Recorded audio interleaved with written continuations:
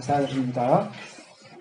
오늘 우리에게 주신 하나님의 말씀은 빌립보서 3장 4절부터 14절 말씀입니다. 이 본문 말씀을 가지고 그것을 잡으려라는 제목으로 함께 말씀의 은혜 나누고자 합니다.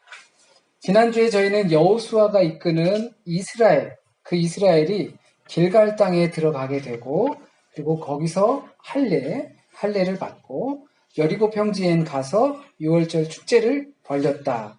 그리고 이제 더 이상 만나를 먹지 않게 되었다라는 내용을 함께 보셨습니다. 이제 광야의 생활은 이스라엘에게 끝이 났고 거기서 자신들이 갖고 있었던 그동안의 수치를 하나님께서 굴려버린다라는 의미로 그곳 이름을 길갈이라고 하였고 하나님의 약속이 성취되었다라는 것을 이스라엘 백성들은 경험하게 되었습니다. 그러므로 광야의 양식, 그러니까 하늘의 양식은 더 이상 먹을 필요가 없게 되었습니다. 이는 만나라는 단어가 가지고 있는 그 만나의 뜻, 이게 뭐지? 라는 느낌표 또는 의문부호가 사라졌다라는 것을 의미하는 것이었습니다. 그런데 말입니다. 우리에게 여전히 우리의 인생과 생활 속에서 이게 뭐지? 라고 생각한다면 광야를 우리는 여전히 걷고 있는 것이구나. 광야의 음식, 하늘의 음식이 우리에게 여전히 필요한 거구나. 한마디로 신앙인으로서는 이것을 수치로 여겨야 하는 그런 것들이 아직 나에게 있다라는 것입니다. 우리가 여전히 세상에 노예된 삶이 여전하다라는 것을 우리가 인지할 수 있는 기회가 될 것입니다. 그렇다면 혹시 한 주간을 어떻게 보내셨습니까? 이게 뭐지? 뭐지? 왜 나한테 이런 일이 혹시 하지 않으셨나요? 저는 했습니다. 하나님의 은혜에 감사하며 보낸 시간들도 한 주간 동안 많았지만 이건 도대체 뭐지라고 하는 일들도 있었습니다. 어쩌면 그런 것들은 사소한 것들이었을지도 모릅니다. 쉽게 잊혀져 버리는 자리에 오래 앉아있다가 일어나면서 젊은 사람이어도 나도 모르게 아이고 꽂고 하면서 일어나는 그런 신음소리와 같은 이게 뭐지? 라고 하면서 그거에 대한 특별한 고민 없이 잊혀지는 것들, 그러한 이게 뭐지도 아마 있었을 겁니다. 그러니까 그런 삶은 여전히 우리 안에 있을 수 있다라는 겁니다. 왜냐하면 우린 인간 본성을 가지고 있고 그 인간 본성이 영적인 세계를 추구하며 살아가는데 거기에 대해서 알 수 없는 부분이 우리에게 너무나 많이 있기 때문이라는 겁니다. 그렇기 때문에 어쩌면 우린 자랑할 게 별로 없습니다. 그런 면에서 오늘 본문을 보실 때 지난주 말씀을 떠올리시면서 바울로부터 위로를 조금 받기도 하시고 또 바울로부터 또 다른 도전을 받을 수 있었으면 좋겠습니다. 오늘 본문에서 바울은 잔뜩 상기된 또는 흥분된 표현들을 많이 합니다. 개라는 표현도 하고요. 이제 이쯤 되면 가장 강한 어조로 말하고 있다라고 보시면 됩니다. 예수님께서도 이제 개에게도 줄 것 없는 그것이라고 표현한 그 밥상 밑에서 구걸하는 그 여인을 상태로 그렇게까지 표현한 건 아주 극단적으로 표현했다라고 보시면 됩니다. 그러니까 바울이 표현하는 이 개라는 것도 굉장히 강하게 무언가를 비판하고 있는 겁니다. 심지어 이 자신이 다메섹 길에서 예수님의 음성을 듣는 사건을 경험하기 전에 자신의 모습, 그것에 대해서 자랑을 합니다. 그러니까 거듭나기 전에 중생하여서 회개하고 구원의 길을 깨닫고 가는 그 삶의 이전의 모습, 그렇게 보면 할례받기 이전의 모습인 거죠. 그렇게 따지면 수치가 그대로 있는 그 모습을 바울은 자랑을 하고 있습니다. 그의 편지를 읽는 이들로 하여금 때로는 가슴 뛰게 설레게 하는 글귀도 나옵니다. 물론 지금은 그 모든 세상의 자랑을 바울은 배설물로 여기지만 이 편지를 쓰면서 자신의 과거, 때론 주님 앞에서 너무나 부끄러울 수밖에 없는 그 과거를 누군가에게는 보란듯이 자랑을 합니다. 그런 이유는 다른 것이 아닙니다. 속칭 할례파라고 하는 교회 내의 율법주의적인 그 분파들 때문에 과거에 분명히 복음 앞에서 복음으로 거듭난 자신에게는 그 과거 영광이 다 수치스러운 할례받지 못한 모습 그러한 것이지만 그때 당시에는 세간의 주목을 받고 영광되는 것이었습니다. 그것을 자랑하는 이유는 이 할례파들에게 하고 싶은 이야기가 있기 때문입니다. 당시 기독교는 유대교랑 완벽하게 구별되지 않았습니다. 그리고 그렇게 되는 것도 사실상 불가능한 것입니다. 한국 기독교가 이제 130년 가까이 아마 됐을 겁니다. 그런데 그 안에 여전히 유교적인 모습이 담겨져 있습니다.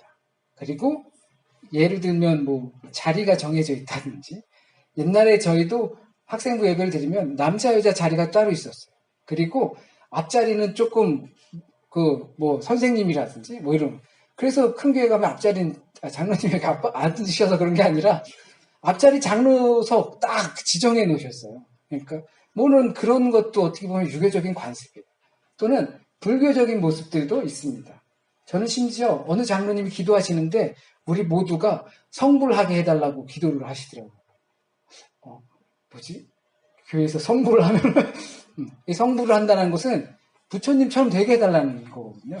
사실 이 거룩하게 잘 이렇게 성화된다라는 말을 조금 실수하신 게 아닌가 싶지만 우리 배어 있어요. 불교적인 또는 토속 종교적인 요소들이 우리 기독교 안에 여전히 남아있다는 것을 알고 있습니다. 그렇게 당시 그리스도교 안에 유대교적인 요소가 여전히 남아있었습니다. 얼마 안 됐잖아요. 예수님 십자가 부활하신 사건이 얼마 안 됐어요. 그래서 당시에는 그리스도교를 유대교 안에 작은 또 다른 분파로 여겼던 거죠.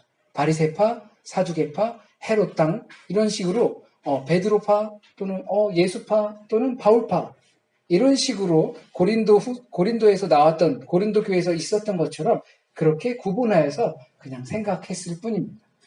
그러다 보니 당시 기독교 신앙에서도 유대교적 요소들과 충돌이 일어날 수밖에 없습니다. 복음으로 인해서 할례를 하고 언약 땅에 들어가고 그리고 이제 거듭난 삶을 살아가는 사람들 앞에서는 이것들과 충돌이 일어날 수밖에 없었습니다. 그것이 오늘 본문에는 할례파를 대표적으로 둡니다.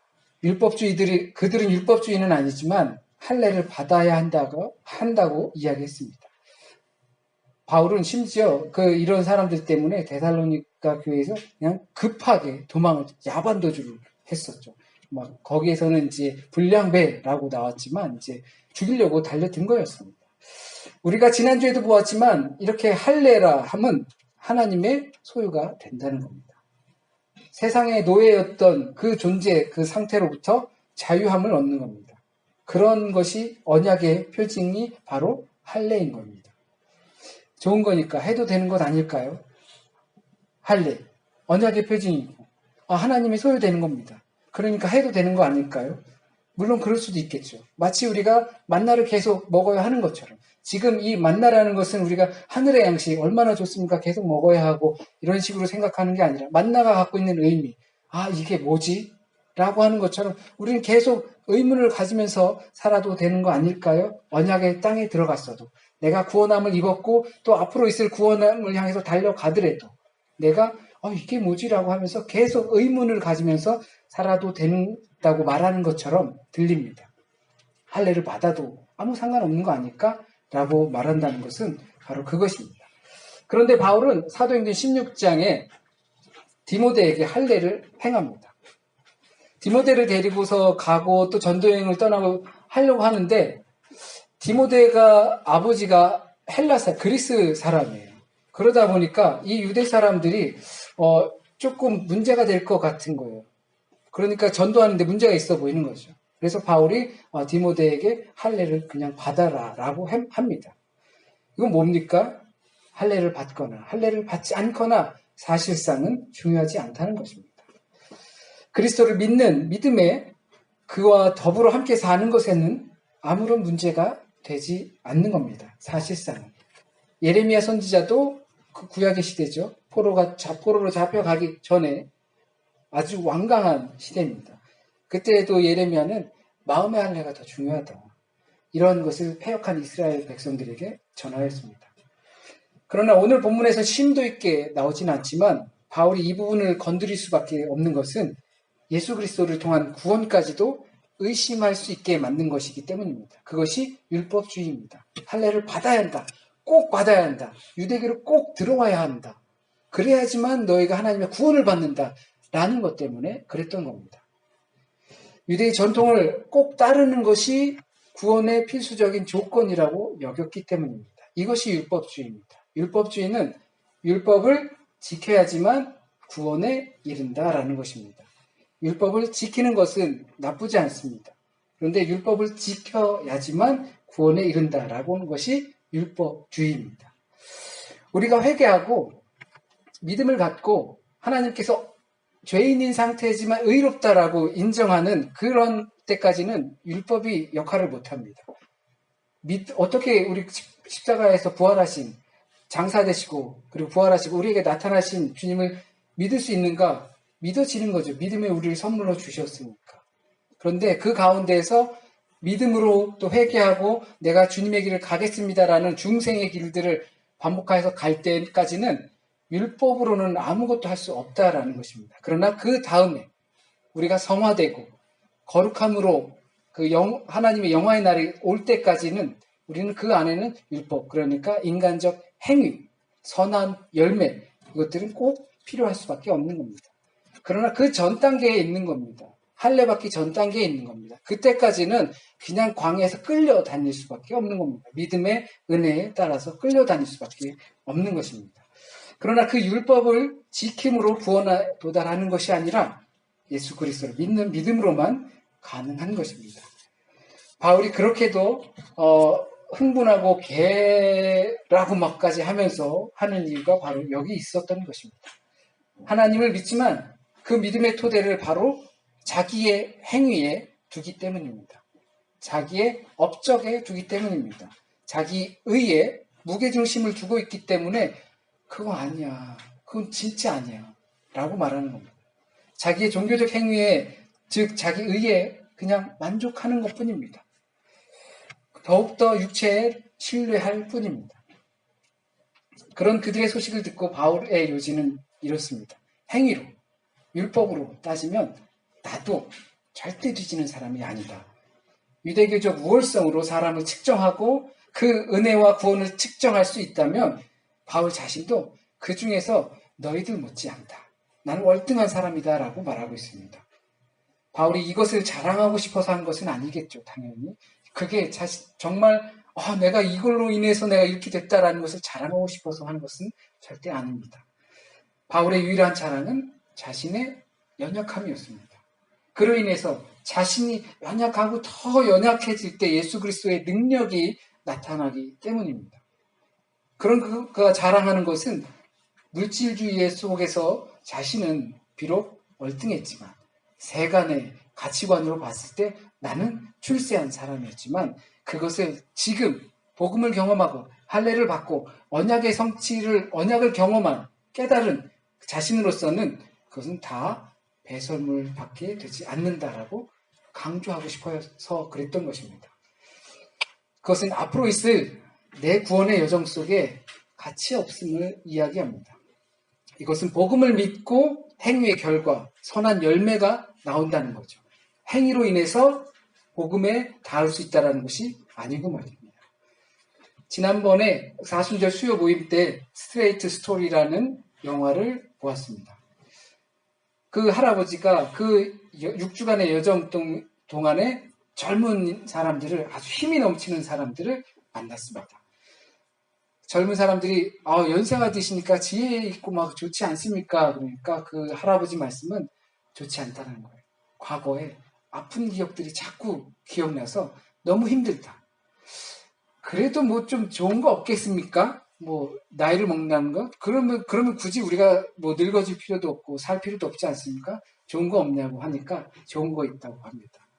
뭐가 중요하고 무엇이 중요하지 않은지 그 가치를 이제 알았다는 겁니다. 나이를 늙고 나니까 무엇이 더 중요한지 알았답니다. 그런데 이제 다 늙었다는 거죠. 그렇다고 우리 삶 가운데 차지하고 있는 것들을 모두 다 배설물로 여겨서 버려라 하는 이야기는 아닙니다. 우리는 그런 시한부 종말론이나 극단적 종말론을 지지할 수 없습니다. 다만 바울은 경험했기 때문입니다. 바울 자신의 장점으로서 그가 신뢰하던 모든 것이 하나님과 자기 사이를 가로막았던 사실을 부활하신 예수 그리스도와 만남으로써 깨달았기 때문입니다. 과거의 영광, 그것 때문에 부활하신 주님을 만나는데 장애가 됐다는 것을 바울은 깨달았기 때문에 부활하신 주님을 만나는 게 장애가 되면 소용이 없으니까 이것이 다 나한테 이제 배설물에 불과하다라고 하는 겁니다. 할례는 해도 되고 안 해도 되고 하나님의 소유된 자녀로 살아간다는 것이 인생의 가치라는 것을 깨달았기 때문입니다. 그 전에 영광으로 느꼈던 것 때문에 여기에 이룰 수 없다는 것을 깨달았습니다. 그런 건 관심 바뀌고 난 교인이니까, 난 어떤 교회 위치니까, 난 목사니까 이런 자기의 율법에 의의 자기 공적은 우리의 가치가 아닙니다. 우리의 가치는 우리가 생각하고 관심 갖고 몰두하고 있는 많은 것들이 육체의 의이고 그것은 하나님 앞에선 어떤 힘도 발휘할 수 없다라는 것을 깨닫는 것입니다. 그러므로 하나님과의 교제에 이르게 하는 것은 율법의 성취에 무게중심을 두는 것이 아니라 하나님으로부터 나오는 의의 무게중심을 두는 것입니다. 우리가 무엇을 추구하면서 살아가는지는 몰라도 그 모든 것은 구주 되신 예수를 더욱 사랑하는 과정에 있는 것입니다. 열심히 공부하세요. 열심히 일하세요. 그리고 열심히 자신에게 맡겨진 일들에 대해서 노력하세요. 그러나 우리의 본분, 내 신분, 그게 뭔지는 알아야 합니다. 그래야 그 열심이라는 과정이 의미가 생깁니다. 자기 만족이나 자기 유익이 안 됩니다. 예수 그리스도를 아는 고상한 과정이 될 수 있습니다. 그 열심의 의미가 무엇인지 알 때. 무가치한 것을 가지고 가치로 여기지 않고 배부르게 할 수 없는 것으로 절대 배부르게 할 수 없고 세상의 노예가 되지 않게 되는 겁니다. 바울은 그런 식의 할례파들이 복음의 본질을 훼손하는 것을 매우 흥분한 채 야단합니다. 자기의 의, 자기 노력, 자기 열매가 있으면 하나님 앞에서도 의롭다고 생각하는 그들의 과정을 아주 힐난하는 겁니다. 그것은 이생의 자랑일 뿐입니다. 이생의 자랑으로 우리의 복은 유통기한이 끝나고 맙니다. 주님께서 정말로 우리에게 원하시는 것이 그런 것들일까요? 이생의 자랑으로 끝나는 것? 예수께서 예를 들었죠. 부자와 가난한 자가 그 나사로가 죽게 됐는데 부자는 그 아브라함을 만나서 물 한 방울만 떨어지게 해주세요. 이렇게 하니까 하여튼간 너는 복을 다 생애 가운데 다 받았다. 예수 그리스도를 아는 것이 우리의 생애 가운데 그 자랑거리, 그 복을 위한 삶일까요? 인간의 연약함, 죄됨, 하나님과의 단절, 이것을 보고 우리는 철저히 겸손해질 수밖에 없습니다. 그렇기 때문에 본질을 훼손하는 것이라면 그것은 아무리 그럴듯해 보여도 오히려 우리에게 해로운 것이 될 것입니다. 그래서 그는 극단적으로 그 모든 것을 배설물이다라고 했습니다. 바울은 그리스도를 믿는 믿음, 하나님께로부터 난 의를 정말 가장 아름답게 생각했습니다. 예수를 아는 지식이 가장 절대적이라고 고백했습니다. 어떤 그 속사도라고 하는 사도 이후의 시대의 교부들이 있는데 그들 중에 한 사람은 내가 복음을 믿는데 알아야 할 지식은 이미 다 알았다라고 하면서 또 다른 알에 대한 것이 마치 바울처럼 무익하다라는 것을 이야기했습니다. 이것의 결정적인 차이는 육체, 율법의 의, 자기의 이런 것들을 모두 과거를 쌓는 것이라는 겁니다. 우리의 열심이 내게 주어진 그 본질의 신분과 별도로 그리고 예수 그리스도를 부활하신 예수 그리스도를 만남으로써 얻어질 그 새로운 세계와 생명과 미래를 그것과 별도로 된다면 우리가 열심히 노력하는 것들이 다 과거를 쌓는다라는 것입니다. 미래가 없는 미래를 위한 노력인 겁니다. 그러나 믿음으로 그리스도를 인식하고 하나님의 의를 얻는 것은 앞에 있는 것들을 잡는 것입니다. 그렇기 때문에 이미 얻었다 함도 아니요 이룰 수도 없습니다. 예수를 더 깊이 생각하고 바라볼 수밖에 없습니다. 할례파의 특징은 앞에서 말씀드렸듯이 자신의 육체에 대한 신뢰입니다. 왜냐하면 육체의 할례를 하면 그것으로 이룰 수 있다라고 생각했던 것입니다. 그것은 과거에 대한 자랑입니다. 믿어야 할 대상은 하나님에 대한 인식은, 그 하나님이 행하시는 구원 통치에 대한 인식은 우리에게 간 것 없고, 믿고 있는 자기 자신의 모습을 거울로 보면서 거기에 열광하는 그런 상태가 자신의 육체에 신뢰하는 것입니다. 그러므로 우리가 여기서 나가면, 교회를 예배를 마치고 나가시면 더욱더 힘든 삶이 기다리고 있을 겁니다. 예배를 드렸다. 2주도 하나 했다. 이게 아니라 많은 세상의 가치들은 우리에게 질문할 겁니다. 예수 그리스도를 아는가? 예수 그리스도 믿는가? 당신의 신분은 무엇인가? 우리로 하여금 달려갈 것들이 무엇인지 생각할 수 있게 합니다. 바울은 달려간다라는 표현을 참 많이 사용했습니다. 마지막 생을 마감할 즈음 옥중서신을 디모데에게 보내면서 내가 선한 싸움을 다 싸우고 나의 달려갈 길을 다 마치고 믿음을 지켰으니 이제 후로는 나를 위하여 의의 면류관이 예비되었다라고 디모데에게 죽음 앞에서 기쁨으로 편지를 보냅니다. 오늘도 예수 그리스도의 노예가 됨을 위해 달려간다는 겁니다. 예수 그리스도를 믿는다는 것은 손해보는 일이 분명히 있습니다. 세상은 육체를 위하고 자기 의의를 드러내고 지나갈 것들을 위해 열심이지만 예수 그리스도를 믿는다는 것은 그것들을 다시 생각하게 만들기 때문입니다. 그것들을 바울은 정말 단호하게 부활의 주님을 경험했기 때문에, 복음 앞에 섰기 때문에, 하나님으로부터 나오는 의의를 자신이 썼기 때문에 배설물이다 라고 말할 수 있었습니다. 우리도 그렇게 할 수 있었으면, 오죽하면 말을 더듬어요. 그렇게 할 수 있었으면 좋겠어요. 그런데 우리가 당장은 모르겠어요.